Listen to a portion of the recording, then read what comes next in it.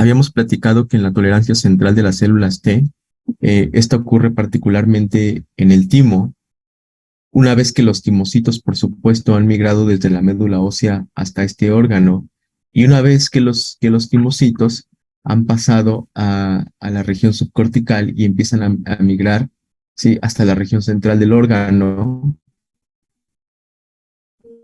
pero que particularmente, voy a ya adelantar un poco las diapositivas, que particularmente durante este proceso, en esencia lo que se va a tratar es educar a estos timocitos, reconocer a aquellos que no interaccionan o aquellos que interaccionan de una manera inadecuada, para solamente tratar de dejar a aquellos que tienen una interacción moderada. Esto es central para que comprendan cómo es que se monta este proceso de tolerancia central de las células T.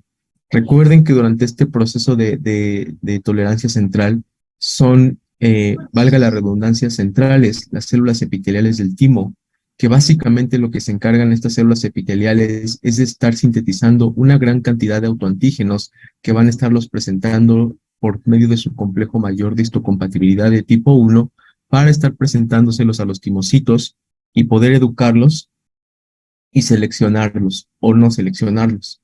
Pero también central que durante este proceso participan las células dendríticas y los macrófagos, tanto para hacer presentación de antígeno, pero también para su remoción.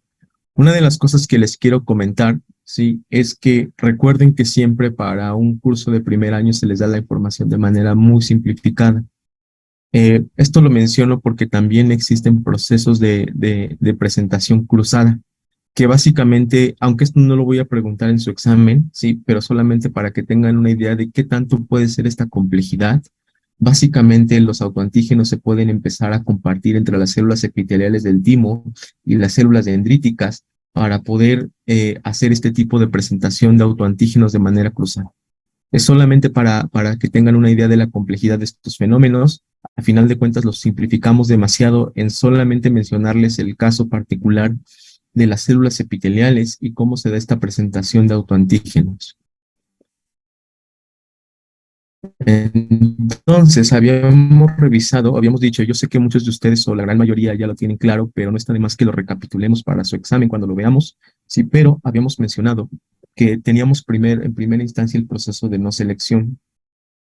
Durante el proceso de no selección, en esencia, lo que ocurre o lo que no ocurre es que no logran interaccionar estos receptores de células T, ¿sí?, con el complejo mayor de histocompatibilidad, particularmente con el autoantígeno. No lo reconocen en lo absoluto, no interaccionan en lo más mínimo, y debido a esto, sí, debido a esta falta de interacción, se asume que se trata de un receptor no funcional o que se carece del mismo.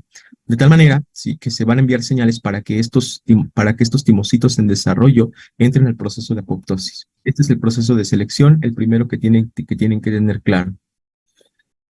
El siguiente, el siguiente mecanismo que ya lo habíamos revisado también durante el clase. Porfa, apaguen el micrófono, a menos que vayan a hacer algún comentario o alguna pregunta.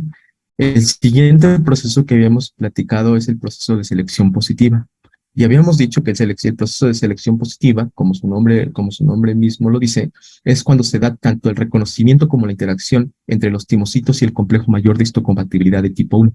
De tal manera que esta interacción es una interacción moderada, así como llegan y lo reconocen, posteriormente o inmediatamente se desprende, ¿sí?, este timocito del complejo mayor de histocompatibilidad del autoantígeno que está reconociendo, y esto lo que indica es que es un timocito que está madurando de manera adecuada y se envían señales de sobrevida. Solamente lo dejamos así porque es un mecanismo también, vuelvo a lo mismo, nuevamente, extremadamente complejo, donde existen diferentes señales, diferentes citocinas que se secretan, pero solamente lo que quiero que entiendan, sí, y el objetivo que tienen que tener claro es que se empiezan a secretar moléculas, perdón, hacia estos timocitos que le indiquen que continúe con el proceso de maduración con el fin de convertirse eventualmente en un linfocito T CD4 positivo o en un linfocito T CD8 positivo, que son los linfocitos cooperadores y citotóxicos, como ustedes lo recuerdan bien.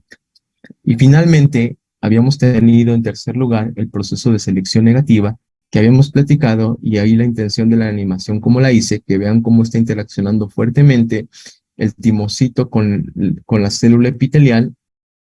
Y esto, sí, aunque a pesar de que hay este reconocimiento y esta interacción entre el timocito y el complejo de mayor histocompatibilidad de tipo 1, esta es una interacción fuerte que te indica que está teniendo una gran avidez el timocito por este autoantígeno que lo está reconociendo, ¿sí? Y esto también lo que indica es que se trata de un linfocito potencialmente autorreactivo, ¿sí? De tal manera que se envían señales para que estos timocitos entren al proceso de apoptosis y posteriormente de fagocitosis de los restos celulares o detritos celulares que queden. Esta es la tabla, sí, o esta es la diapositiva que resume en esencia lo que veníamos platicando desde la clase pasada, sí, pero la parte central aquí es que habíamos mencionado que el gran problema es que algunos linfocitos T autorreactivos pueden escapar estos mecanismos de tolerancia central que se están generando en el timo. Sí. Lo siguiente que va a ocurrir, sí, es que van a enfrentarse a la tolerancia periférica. Pero aún y todos estos mecanismos de tolerancia central y periférica pueden fallar y conducen a una serie de condiciones como enfermedades autoinmunes, alergias, etcétera, pero aún así se logran eliminar una gran cantidad de linfocitos T autorreactivos. La diapositiva que lo que habíamos dicho, ¿sí? Pero lo siguiente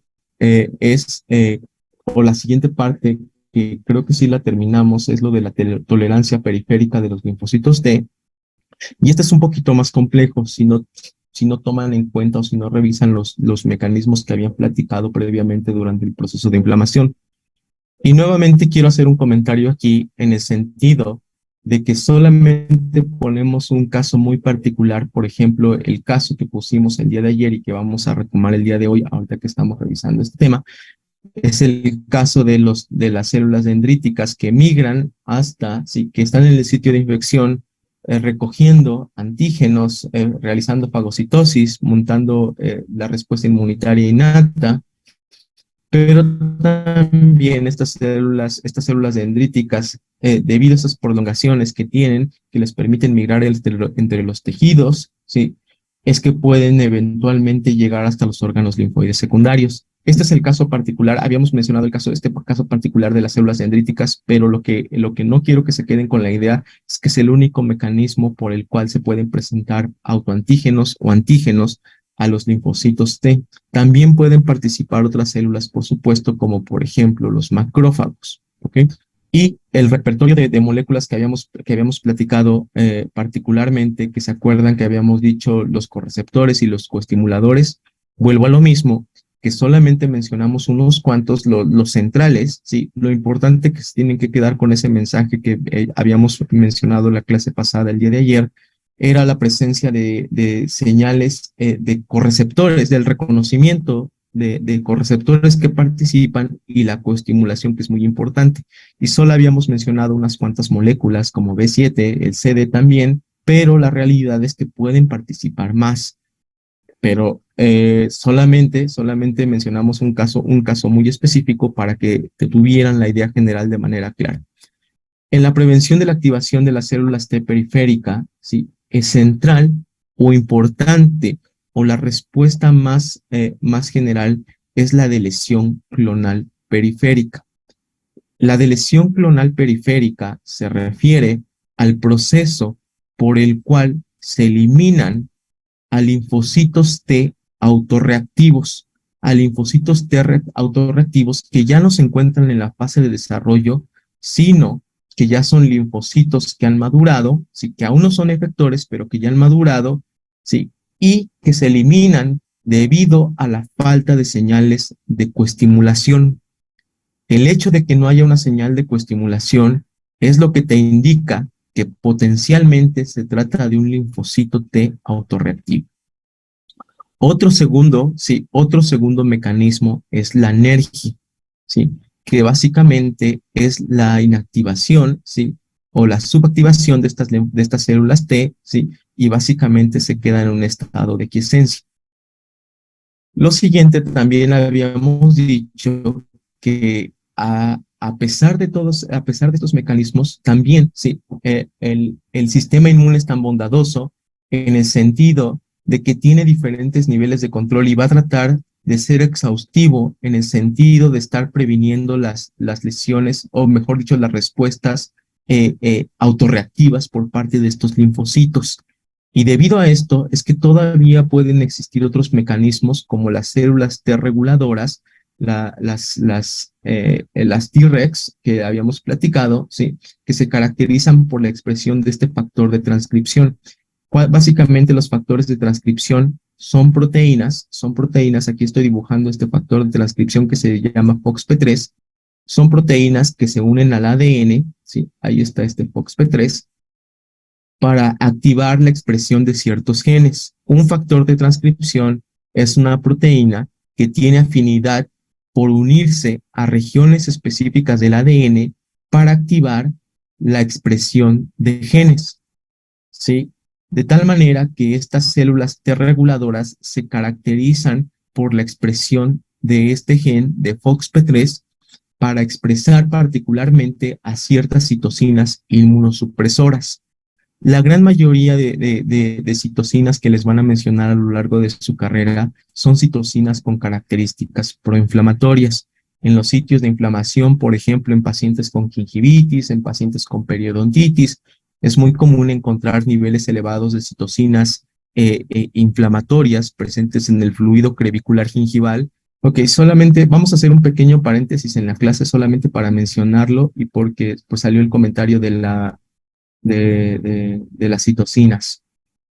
Eh, Ustedes, todos nosotros tenemos nuestras glándulas salivales y estas glándulas salivales tienen conductos que llegan a la cavidad bucal. Ahí, según yo estoy dibujando mis glándulas salivales, que están todas chafas, pero bueno, tenemos glándulas salivales mayores y menores, ¿sí?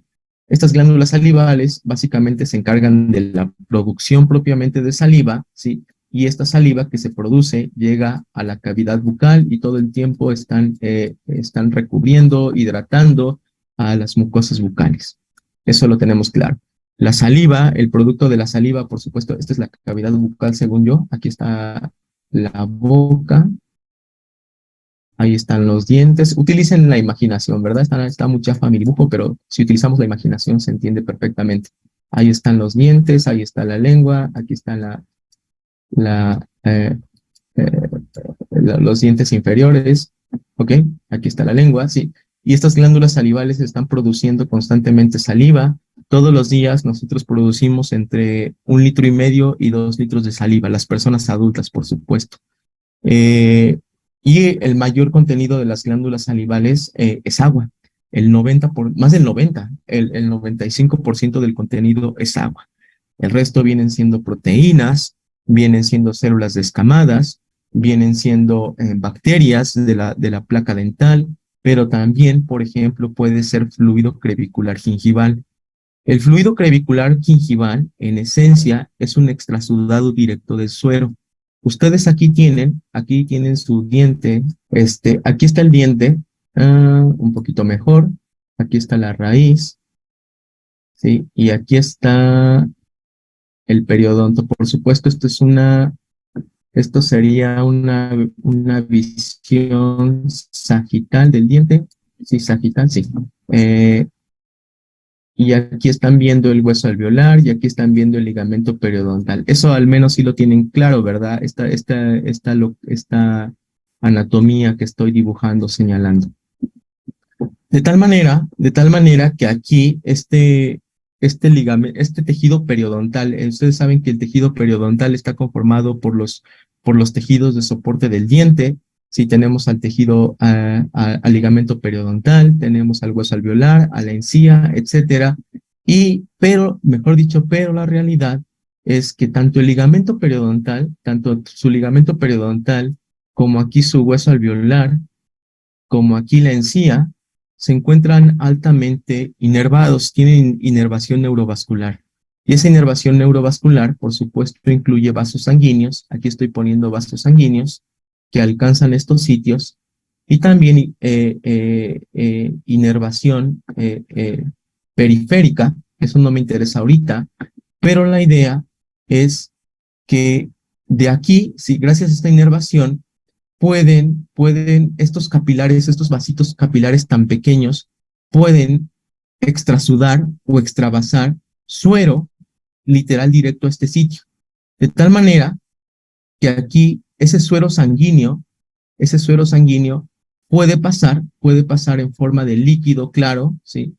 A este sitio, ¿sí? A la unión, se me fue el nombre.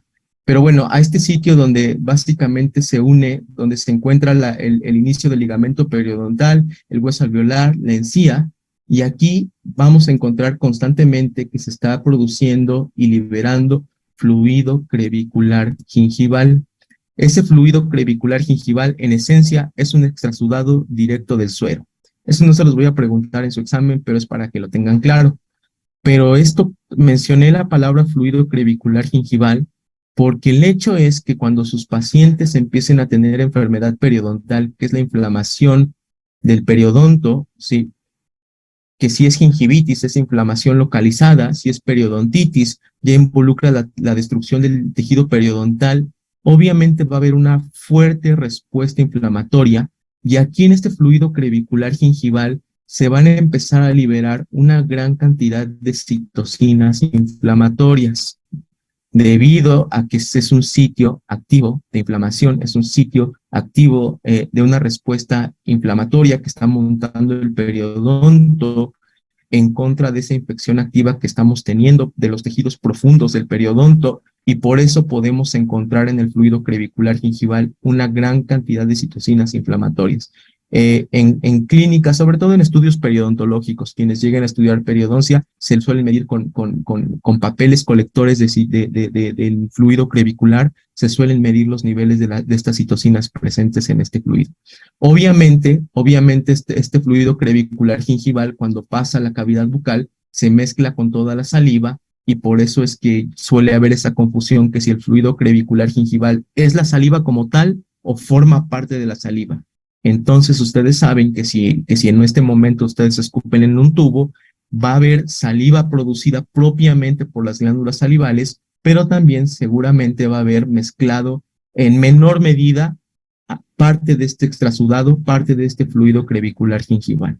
Habíamos dicho que entonces en este mecanismo de control de la respuesta inmune participan estas células T reguladoras que las reconocemos, dijimos, por la expresión de un factor de transcripción que se conoce como FOXP3, y estas células T reguladoras tienen la capacidad, perdón, de sintetizar y secretar a citocinas que tienen la característica de ser citocinas inmunosupresoras. Esa es pregunta de examen.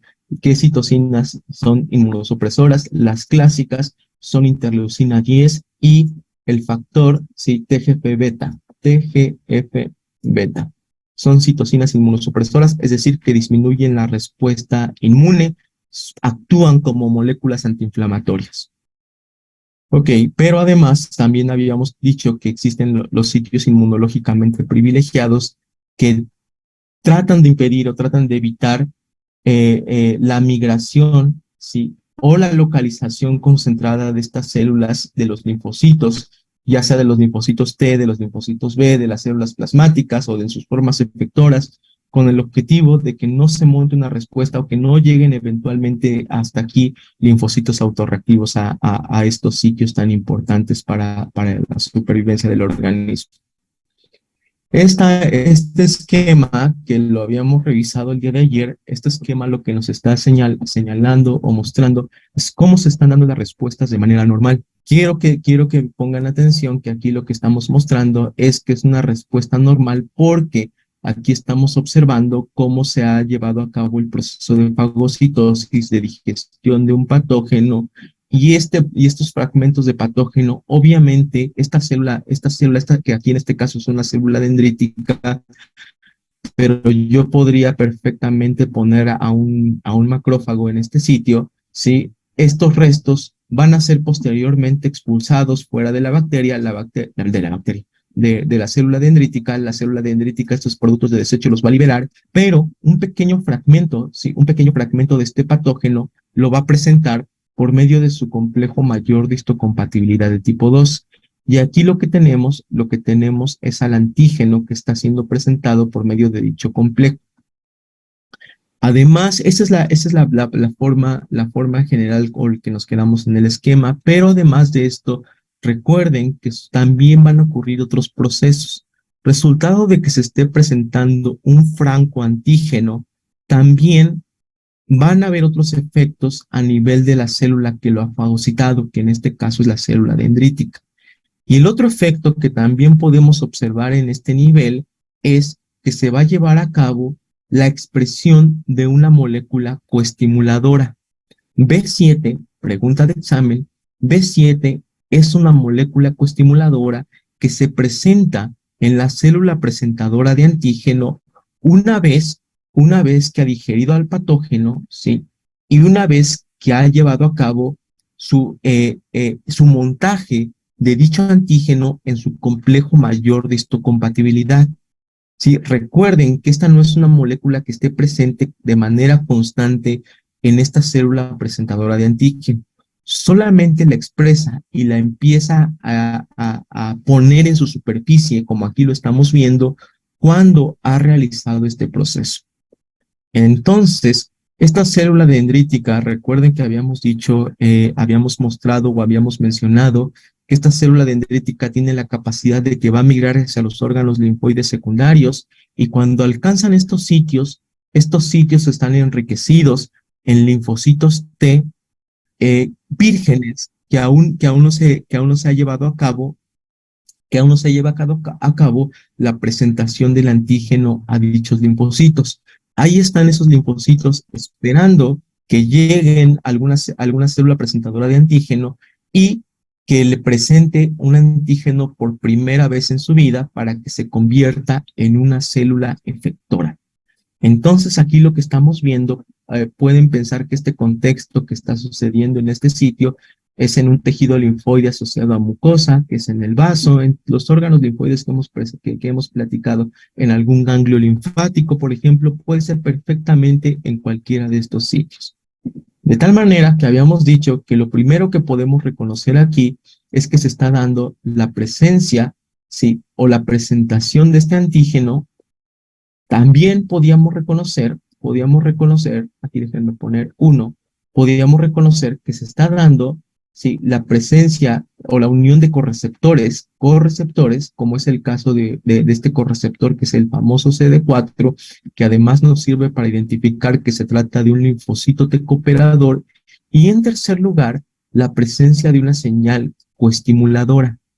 El hecho de que haya esta señal coestimuladora, déjenme tratar de ahorrar acá un poquito. Sí. El hecho de que haya esta señal coestimuladora todo este proceso a final de cuentas, habíamos dicho que va a activar vías de señalización al interior del linfocito T. Eso lo habíamos platicado cuando vimos las células T. Pero la realidad que este proceso también va a activar señales al interior de la célula presentadora de antígeno con el objetivo, ¿sí? De coestimular, como el nombre mismo lo dice, de la señal de la molécula coestimuladora, coestimular al linfocito T para que prolifere, ¿sí? Para que prolifere, pero también el mismo linfocito T se va a enviar sus propias señales, sus propias citocinas, ¿sí?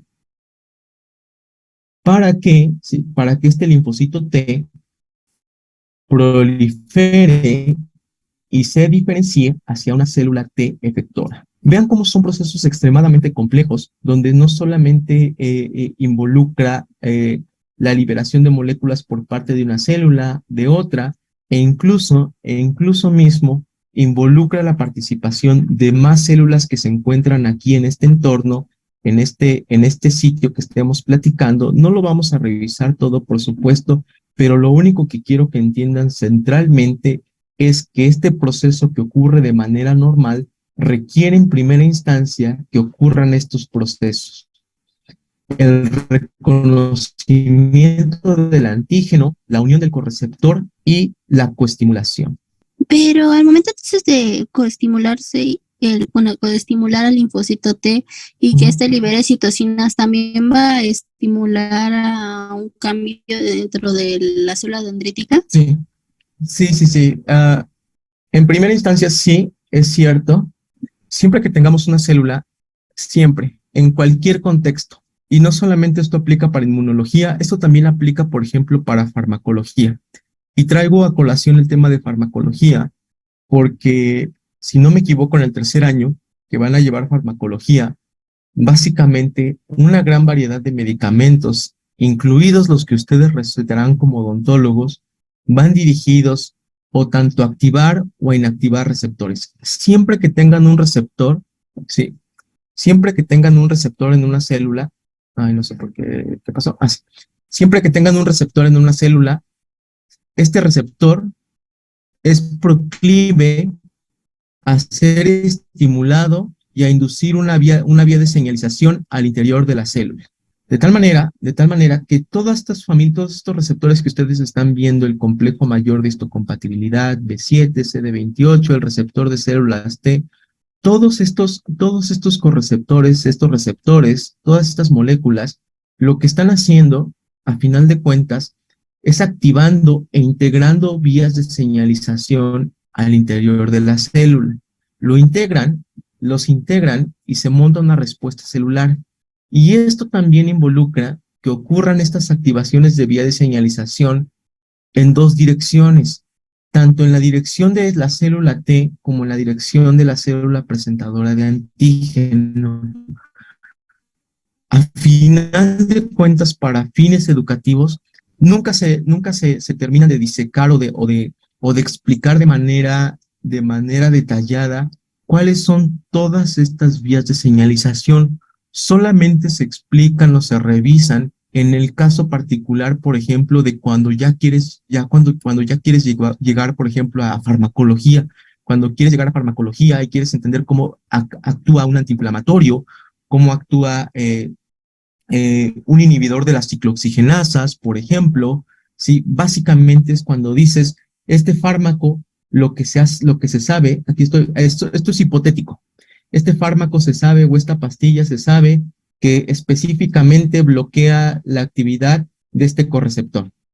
O se sabe que este fármaco actúa como una enzima que corta a este coestimulador o a este correceptor, creo que lo dije al revés, pero no importa. La idea es que me entiendan la idea general, sí, que a final de cuentas, siempre que vean receptores, siempre que vean moléculas de membrana, no piensen que son estáticos y que simplemente son como una llave y una puerta que se abren y se cierran.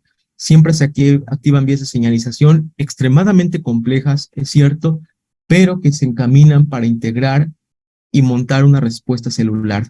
La forma en la cual lo explicamos nosotros y que a ustedes les tiene que quedar claro para que empiecen a entender la complejidad de estos procesos es lo siguiente.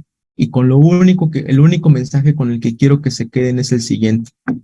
Es importante para que se dé la activación voy Ángel, es importante para que se dé la activación de este mecanismo, en primer lugar, la presentación del antígeno.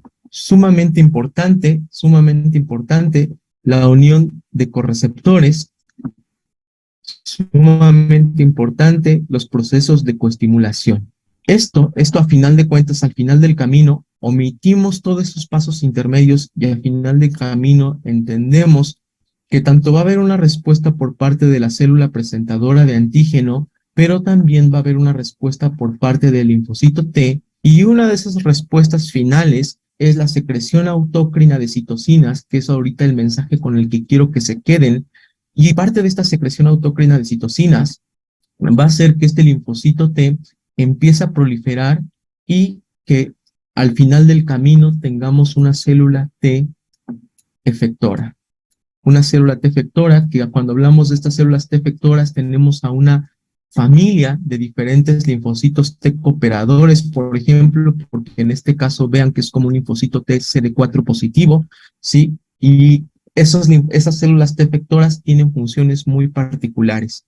Mi pregunta es, ¿por qué las citocinas, si están, digamos, en el espacio intercelular, por qué no activan también a otras células T. ¿Por qué las citocinas solo estimulan a la misma célula efectora? Esa es una muy buena pregunta. En primera instancia, y después de esto nos vamos a un pequeño receso. Sí. En primera instancia, sí pueden activar a otras células que estén en su entorno. Esa es la realidad. Ángel, si entiendo bien la pregunta de Ángel, básicamente es, secretan citocinas y por qué actúan de manera autócrina y no, por ejemplo, a una célula que esté aquí en la vecindad. La realidad, la realidad, ¿se acuerdan que les había dibujado diferentes células que estaban en el entorno? La realidad es que sí pueden actuar o sí pueden tener un efecto sobre células que se encuentran en la vecindad de este entorno, estas citocinas, pero cuando hablamos de efectos autócrinos, parácrinos, endocrinos, hay una cuestión muy importante. Los efectos autócrinos, que es en la misma célula, solamente... puede ser. ¿Quién habló? ¿No? Ok. Los efectos, existen al final de cuentas, tres efectos generales. Los efectos autócrinos, la propia célula, los efectos parácrinos, células en la distancia, los efectos endócrinos, que es a través del torrente sanguíneo, se envía una molécula y esta puede actuar a distancias muy lejanas. La realidad es que las citocinas tienen afinidad por efectos autócrinos y parácrinos. ¿Por qué? Porque las citocinas, a diferencia de otras moléculas, sí, no es tajante, pero las citocinas, a diferencia de otras moléculas como hormonas endócrinas, como por ejemplo la más famosa que ustedes tienen que aprenderse en su carrera, la insulina, el glucagón, sí, las citocinas son mucho más lábiles, son mucho más frágiles, es mucho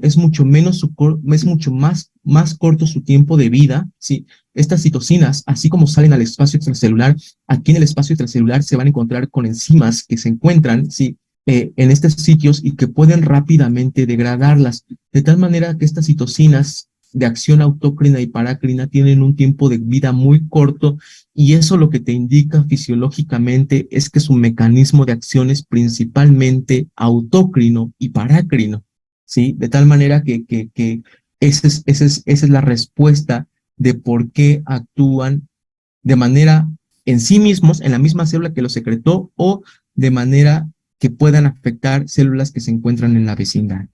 Este mecanismo, el cual es el que comúnmente ocurre cuando se está dando la correcta presentación del antígeno y la estimulación de las células T.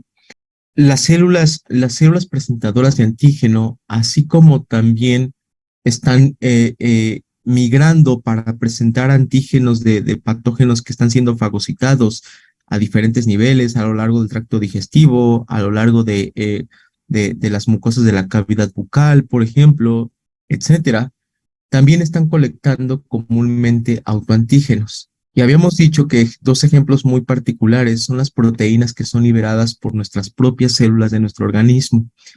Es común que estas proteínas o estos componentes que están siendo liberados sean como parte de la secreción o de la liberación normal, resultado del proceso de renovación celular.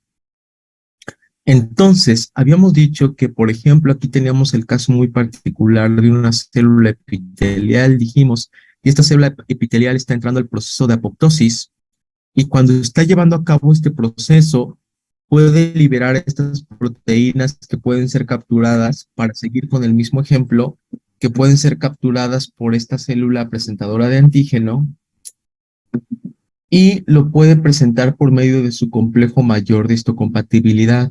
Sin embargo, en un caso normal de una célula presentadora de antígeno perfectamente funcional, sabe que se trata de un autoantígeno y por lo tanto no va a presentar una molécula coestimuladora, no va a llevar a cabo todo ese proceso que le conduce a que produzca a esa molécula coestimuladora que habíamos mencionado previamente, que es el caso de la molécula B7. Vean aquí como resultado de no estar digiriendo y procesando un antígeno franco o verdadero, no se está dando la señal de coestimulación.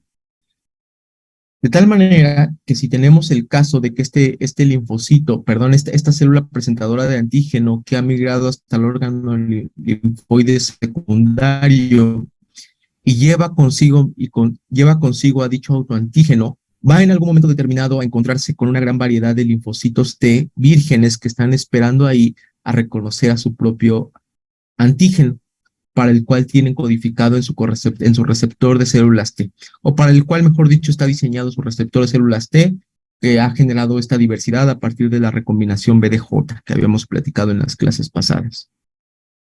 Pero puede ser que se le presente a este autoantígeno a un linfocito autorreactivo que se haya escapado al mecanismo de tolerancia central y que haya alcanzado a llegar particularmente hasta el vaso.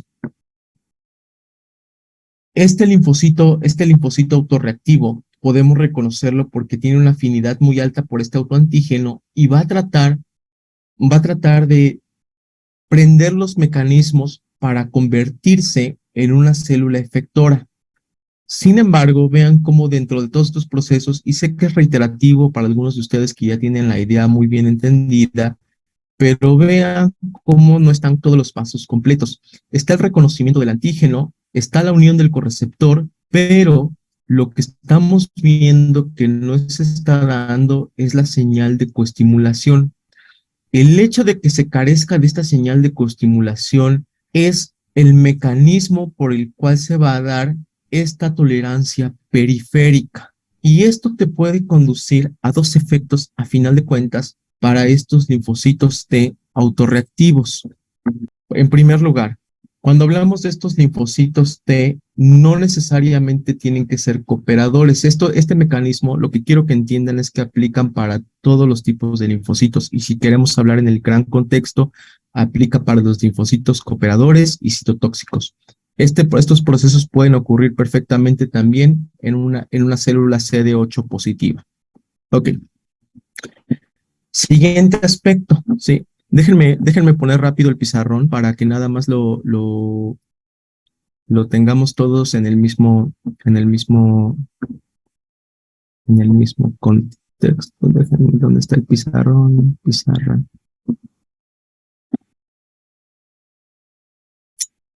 No sé por qué mi mouse no me está dejando muy bien, pero bueno.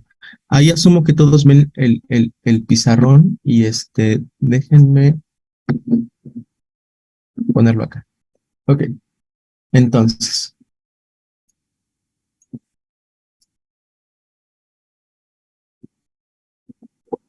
Habíamos dicho que teníamos la situación normal, sí, donde básicamente tenemos a mi célula dendrítica, se está dando la presentación del antígeno. Aquí imagínense que se está presentando el antígeno, se está dando la correcepción y está dando la coestimulación, ¿vale? Esa es la situación normal, ¿sí? Y en esta situación normal, este linfocito que puede ser CD4 positivo o CD8 positivo, va a dejar de ser un linfocito naive o un linfocito virgen.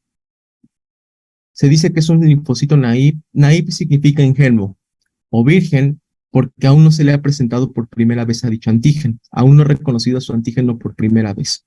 Pero cuando se da este proceso de reconocimiento, dejan de ser naives o vírgenes y se prenden todos estos mecanismos que incluye la autosecreción de citocinas, y al final del camino lo que vamos a tener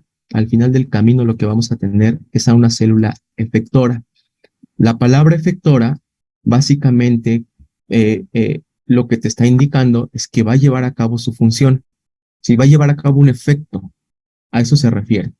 Y aquí puede ser los diferentes tipos de linfocitos que hemos platicado, pueden ser el linfocito citotóxico que ya lleva a cabo su función de eliminar células infectadas o de actuar directamente contra patógenos. Esta es la situación normal, donde todo ocurrió perfectamente. Ahora, en las situaciones cuando hablábamos sobre la tolerancia periférica, recuerden que estamos hablando de tolerancia periférica. En este caso, habíamos dicho que teníamos a una célula dendrítica, ¿sí?, que lleva al autoantígeno y que lo presenta, ¿sí?, y que lo presenta a dicho linfocito T autorreactivo. Cuando decimos que es un linfocito T autorreactivo, nos estamos refiriendo que es un linfocito que puede reconocer de manera, eh, eh, de manera mucho más ávida. Cuando digo ávida, me refiero con mucha mayor afinidad a los autoantígenos. Eso es sumamente peligroso porque dijimos que puede entonces montar respuestas autoinmunitarias. Estos linfocitos T autorreactivos escaparon a la tolerancia central que ocurrió en el timo y llegaron a estos sitios. De tal manera que aquí se le presenta un autoantígeno y hay una presentación de antígeno, hay una correcepción, pero no hay una coestimulación. Entonces, lo que va a ocurrir es la delesión. Esto estoy seguro que viene en la diapositiva y si no lo apuntamos ayer, ¿verdad? Dijimos que lo que va a ocurrir es la delesión clonal periférica. La delesión clonal periférica. Si hay algo que no haya dicho yo el día de ayer, me dicen por favor para que lo escriba de manera completa. La delesión clonal periférica. En esta delesión clonal periférica, básicamente, lo que te dice es el proceso por el cual se va a eliminar por apoptosis, se van a enviar señales para eliminar por apoptosis a este linfocito T autorreactivo, ¿sí? Se van a enviar señales de muerte celular para que estos linfocitos T autorreactivos se eliminen, ¿sí? Y no puedan proliferar y no puedan convertirse al final del camino en una célula efectora. Porque el gran riesgo, lo siguiente que va a ocurrir, si estos mecanismos no estuviesen ocurriendo, lo siguiente que va a ocurrir es que este linfocito T autorreactivo va a empezar a proliferar, vas a tener una gran cantidad de linfocitos T autorreactivos que específicamente van a estar reconociendo al autoantígeno. De tal manera que justamente lo que te dice es que vas a eliminar, deletar algo, hacer una delesión es lo mismo que eliminación. Delesión es el sinónimo de eliminación. Eliminación de una clona, ¿sí? Básicamente las clonas son grupos de células de un mismo origen, ¿sí? Aquí lo que te dice es que esta es la célula que puede potencialmente originar a todas estas, y periférica, ¿sí? De lesión es eliminar, clona, grupo de células de un mismo origen, básicamente por esta función, y periférica se refiere al hecho de que está ocurriendo en los órganos linfoides secundarios. Ya no está ocurriendo a nivel central en el timo, sino en los órganos linfoides secundarios. Y el segundo proceso, sí, lo siguiente que va a ocurrir es que dicho linfocito T autorreactivo se conduce al proceso de anergia. Y es básicamente, es un estado hiporresponsivo con el objetivo de que estas células se queden ahí quietas, sin llevar a cabo ninguna función, sin proliferar. ¿Siguen existiendo? Sí. Vean cómo no se han conducido al proceso de apoptosis. Sí, siguen existiendo, pero no son responsivas.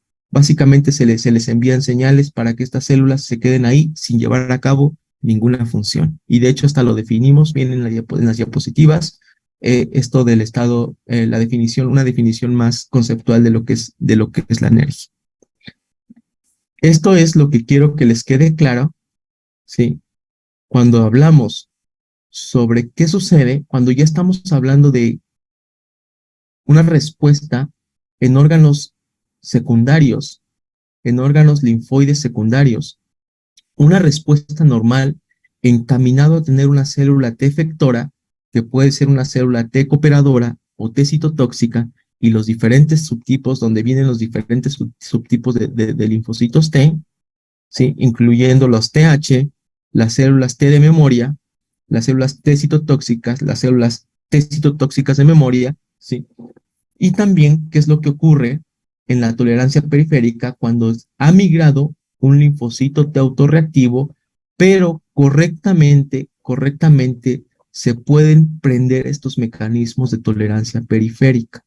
Sí, y vuelvo a recular con lo mismo quiero que les quede claro que aunque utilizamos el ejemplo de CD4, y lo menciono porque cuando bien participaron sus compañeros, solamente yo notaba que hacían mucho énfasis en el linfocito T CD4.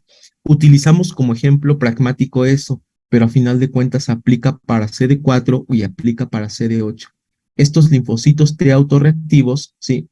Si ocurren de manera correcta los mecanismos de tolerancia periférica, se va a conducir al mecanismo de lesión clonal periférica, eliminación de células del mismo origen en el órgano linfoide secundario, o se va a conducir al estado de energía, que es el estado hiporresponsivo o no responsivo de esos linfocitos T autorreactivos. ¿Queda un poco más claro? ¿Alguien que me pueda responder? ¿O hay alguien que, mejor dicho, hay alguien que no le quede claro? Puede alzar su manita de aquí del chat. ¿Todos bien? Súper. Vale. Entonces, ay, déjenme regresar a la presentación.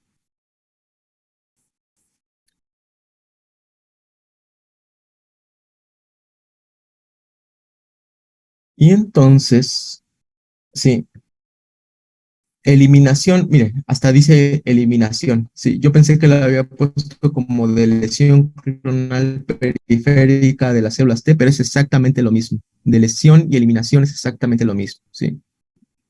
Ok, de lesión o eliminación clonal periférica de células T.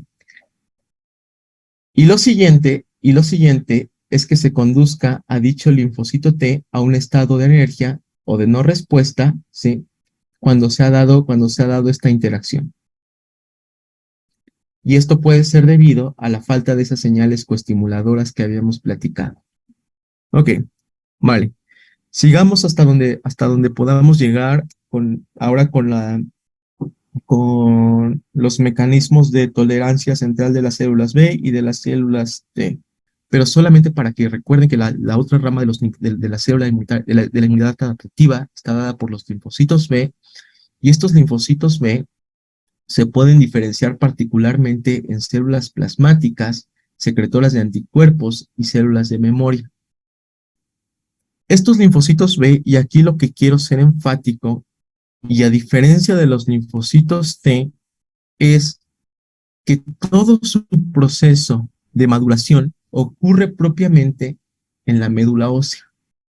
De tal manera que cuando hablemos sobre el mecanismo de tolerancia central, estamos mencionando particularmente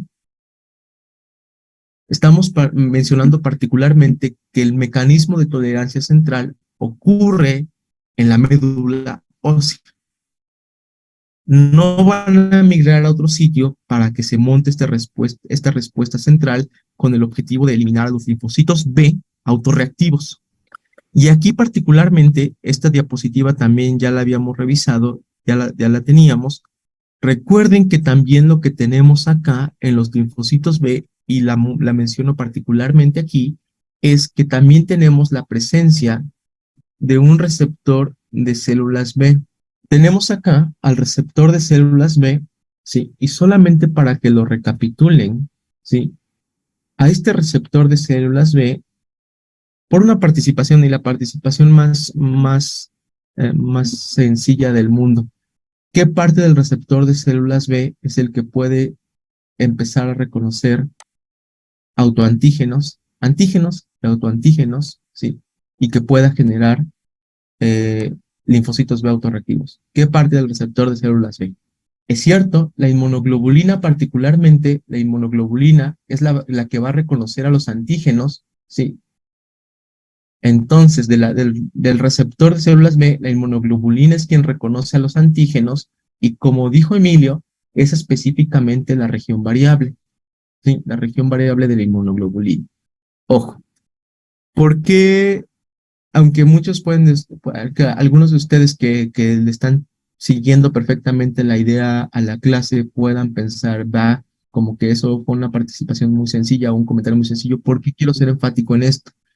Porque es común que ustedes vayan a leer en sus textos, en las descripciones, en los artículos, que mencionen el receptor de células B, pues puede presentar autorreactividad contra autoantígenos, pero específicamente eso puede causar que se olviden de que es particularmente la inmunoglobulina de todo este receptor de células B, aunque se reconoce como globalmente todas estas partes, es particularmente la inmunoglobulina y en detalle, como bien dijo Emilio, la región variable de la inmunoglobulina, lo que está reconociendo al antígeno y potencialmente puede reconocer autoantígenos. Entonces, quiero que les quede claro eso para que lo tengan en consideración, porque vuelvo a mencionar, es común que encuentren o que mencionen, como en la misma presentación yo les escribí, el receptor de células B se genera una diversidad y puede generar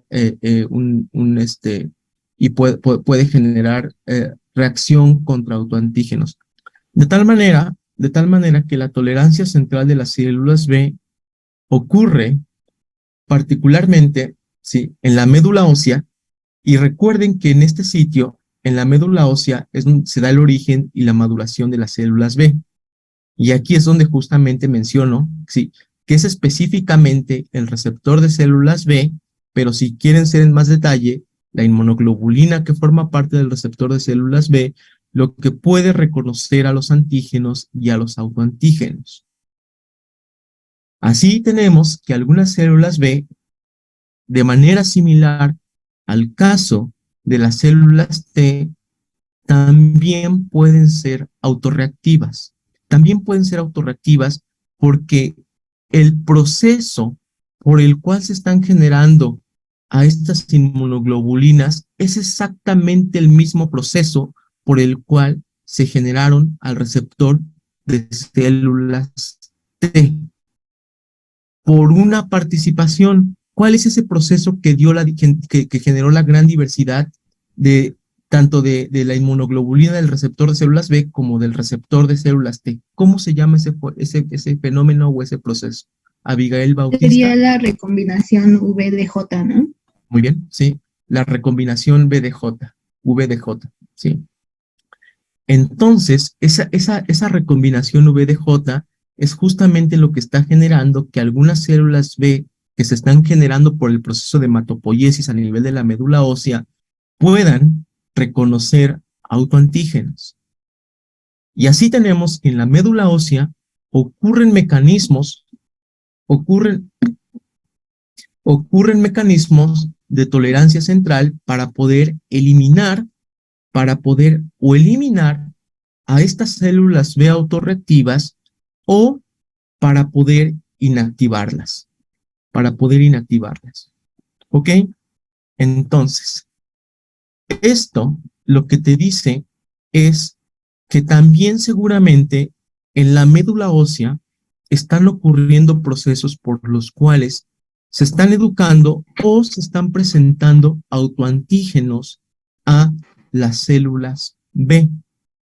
¿Sí? ¿Se acuerdan que habíamos dicho que en el caso de la tolerancia central de las células T, que lo acabamos de hablar hace probablemente media hora, existe un proceso por el cual, o existe una célula particular que se encarga de estar presentando autoantígenos a las células T en desarrollo por una participación? ¿Cuáles son esas células que en el caso del timo de las células T, están presentando autoantígenos a los linfocitos en desarrollo?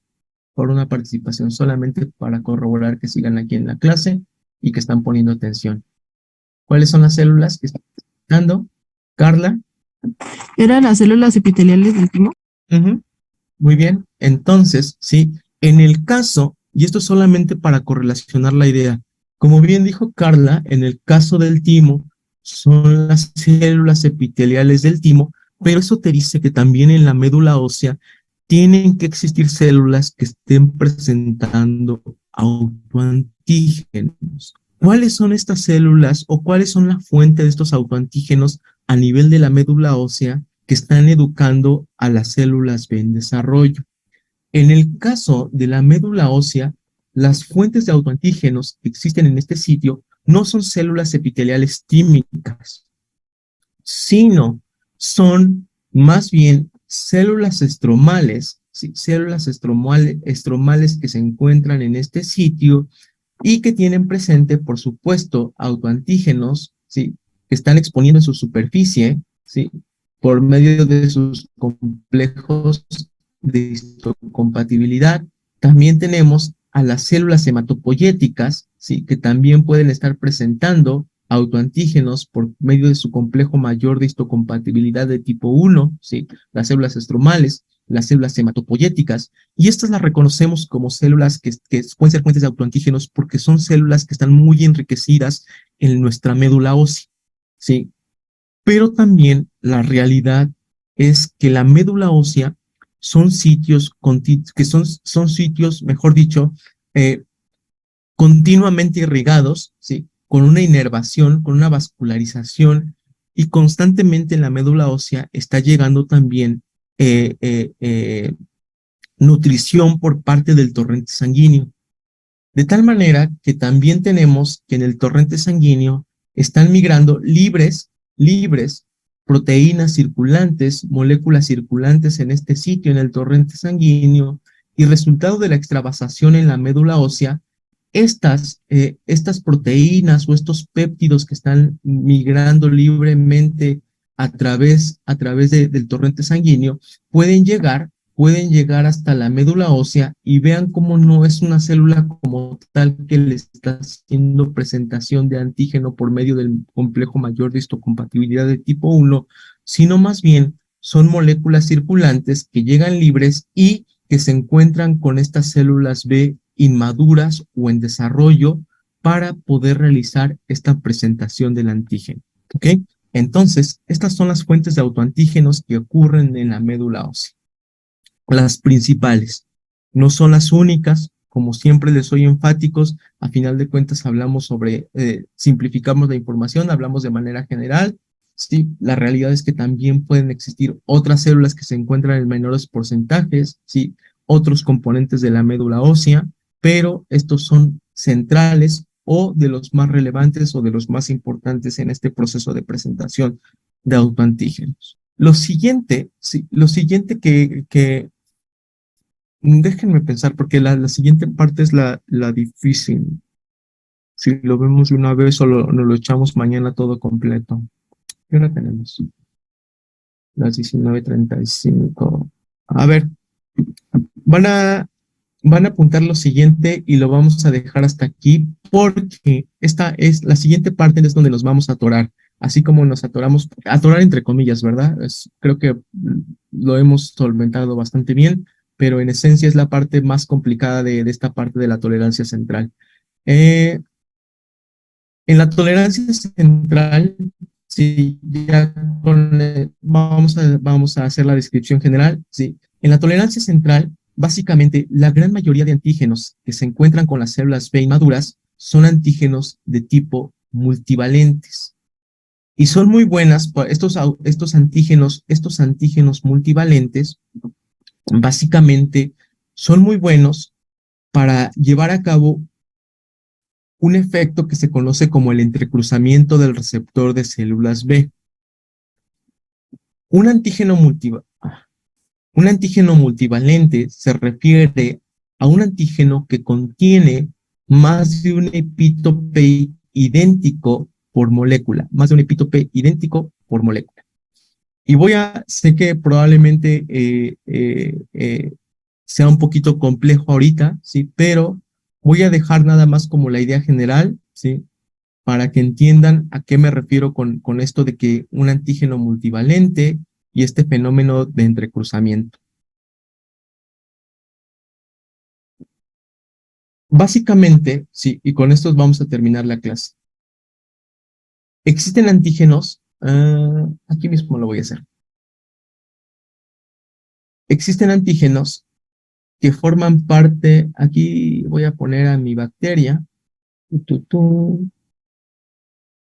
No, mejor quiero poner, sí. Bueno, sí puede ser una bacteria. Ok. Aquí lo que tengo es una bacteria y aquí lo que tengo, sí, es a un antígeno.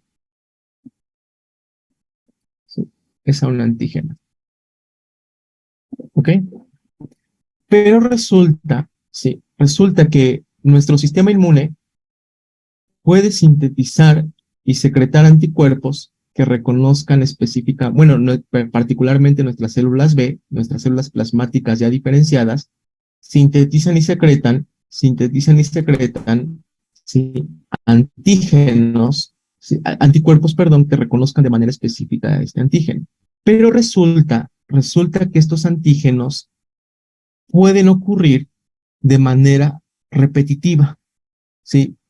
Básicamente que se estén repitiendo una y otra vez a lo largo de la estructura, ¿sí? O a lo largo de la célula, que puede ser en este caso una bacteria.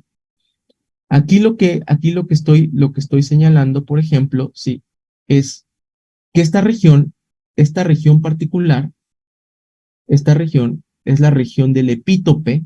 Eso también ya lo tuvieron que haber revisado, sí, ya lo tuvieron que haber revisado en la primera parte de su curso.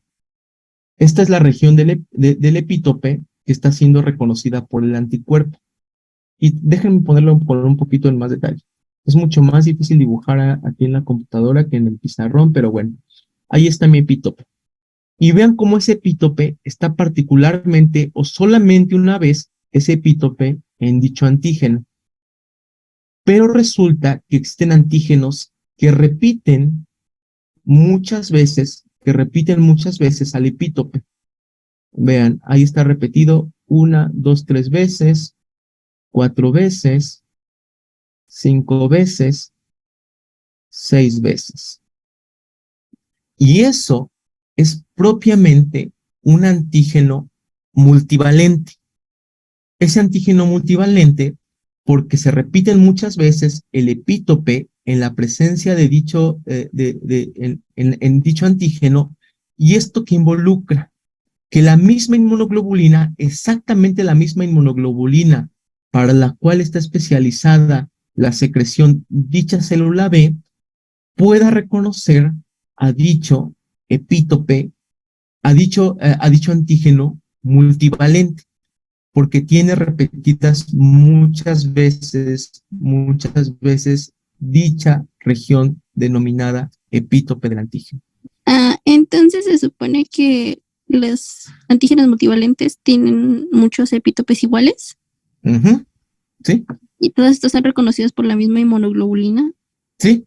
Ahora bien, resulta que los autoantígenos que se presentan en la médula ósea suelen ser autoantígenos multivalentes, que se repiten muchas veces. Nuestras células, nuestros autoantígenos que tenemos presentes suelen ser de esta naturaleza. Sí, tienden a mostrar, mejor dicho, de manera repetitiva el mismo epítope. Y déjenme mostrarlo de manera simplificada. Aquí lo que tengo, y con esto vamos a terminar, es una célula estromal. Recuerden que las células estromales pueden ser fuentes de autoantígenos, ¿sí?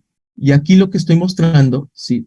Ni siquiera lo estoy mostrando ahí, por ejemplo, en el complejo mayor de histocompatibilidad, sino simplemente para que lo entiendan. Ahí lo que tengo, ¿sí? Es a un autoantígeno multivalente. Esta es mi propia célula. Ya no estamos hablando del caso de bacterias. Tanto microorganismos como nuestras propias células pueden presentar antígenos, ya sea o autoantígenos, respectivamente, multivalentes. Entonces, aquí lo que tengo es a una célula B en desarrollo. Una célula B en desarrollo. ¿Sí? Un linfocito B inmaduro. Y este linfocito B inmaduro tiene su receptor de células B que incluye, por supuesto, a esta inmunoglobulina. De tal manera, aquí los puse muy separaditos, pero déjenme ponerlos aquí un poco más cerca. De tal manera, sí, que este linfocito B en desarrollo, que tiene a su receptor de células B, lo que puede hacer es estar reconociendo a estos antígenos multivalentes.